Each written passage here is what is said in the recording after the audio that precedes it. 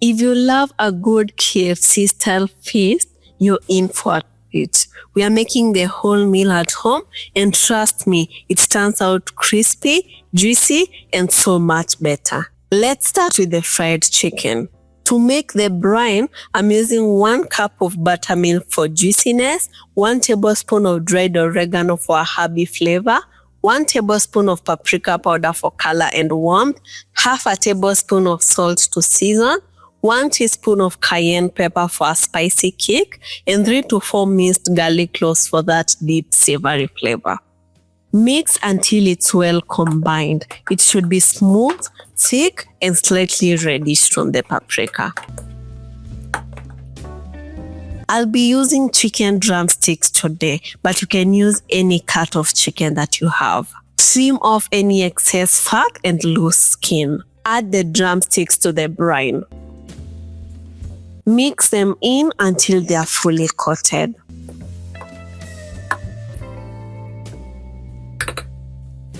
Cover and marinate for at least 4 hours. The longer they sit, the deeper the flavor gets.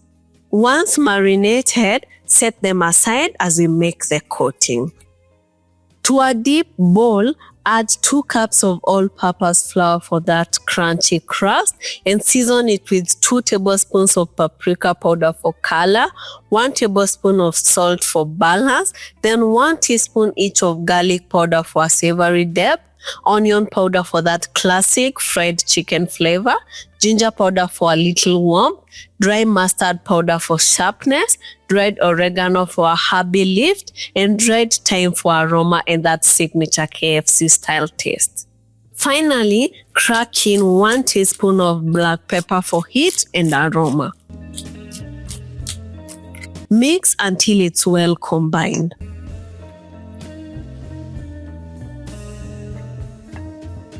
Now let's coat the chicken. Pick the drumsticks from the buttermilk brine and put them into the flour mixture. Do not overcrowd. I'm doing 3 at a time. Cover the drumsticks with the mixture until they are fully coated.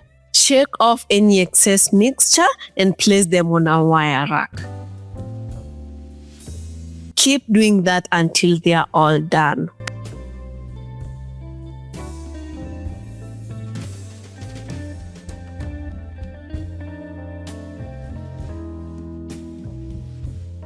Now let's go deep fry. Add oil to a deep pot and let it get hot. Gently add the chicken without overcrowding. If you're using different cuts of chicken, fry them in batches. Say thighs alone first, then drumsticks alone, and so on. That way, they cook at the same rate and you're sure that they are all cooked through. Let them cook for about 10 minutes until the skin is crispy and the inside is cooked through. Drain and place them on a wire rack so they don't get soggy. Cook all the remaining chicken.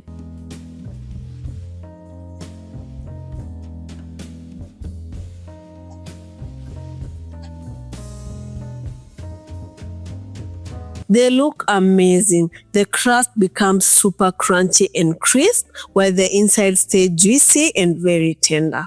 Now to the fries. Peel and wash the potatoes.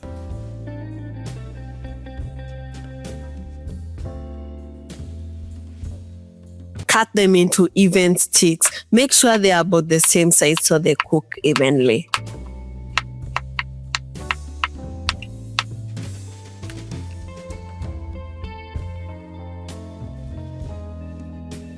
Transfer them into a bowl.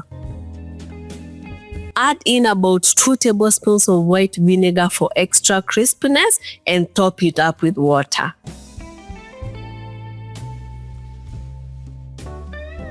Let them soak for at least 10 minutes to remove any excess starch. Drain and rinse them off. Place them in a tray lined with paper towels or a kitchen cloth to dry them completely.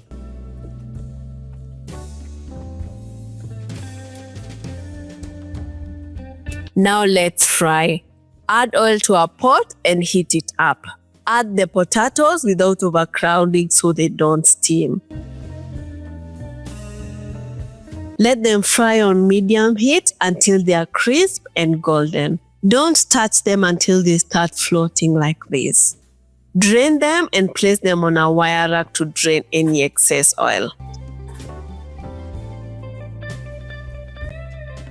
As they drain, let's make the seasoning. Add in 1 teaspoon each of paprika powder for color and a warm smoky taste, garlic powder for a savory depth, onion powder for subtle sweetness, salt to bring everything together, black pepper for mild heat and aroma, and dried thyme for a herby note. Mix until well combined.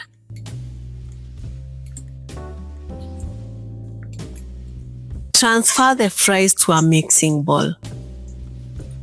Add the seasoning as much as you need. Toss until they are evenly coated.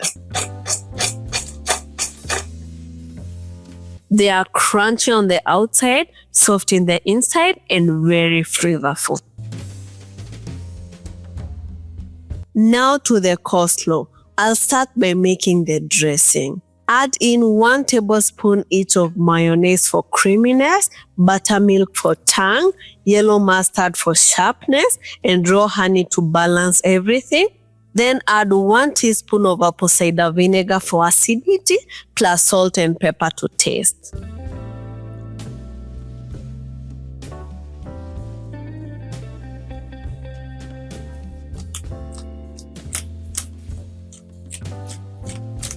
Mix until everything is well combined. It should look creamy and smooth. Now add the white cabbage and grated carrots. You can add red cabbage if you have them. Mix until they are fully coated with the dressing.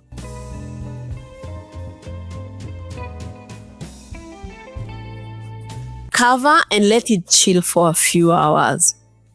The coleslaw is creamy, sweet, and tangy with the perfect crunch.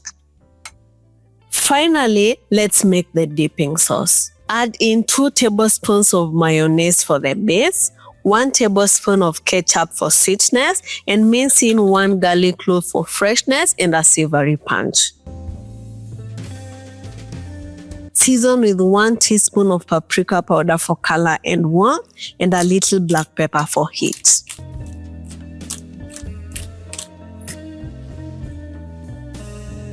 Mix until well combined.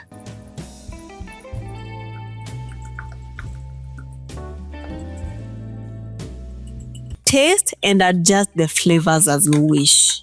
It is creamy, tangy, and perfect for the chicken and fries. Cover and chill it in the fridge for a few hours. It will get even more creamy and flavorful.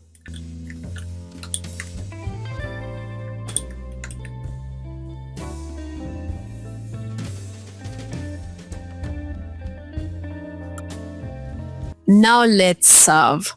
This KFC-style dinner is everything you want in a comfort meal. The fries are crisp and flavorful, and the chicken is crunchy on the outside and tender and juicy in the inside. You don't need to spend money on KFC. Just follow this recipe and make it at home. And if you want more homemade versions of your favorite fast food, subscribe and stick around for more.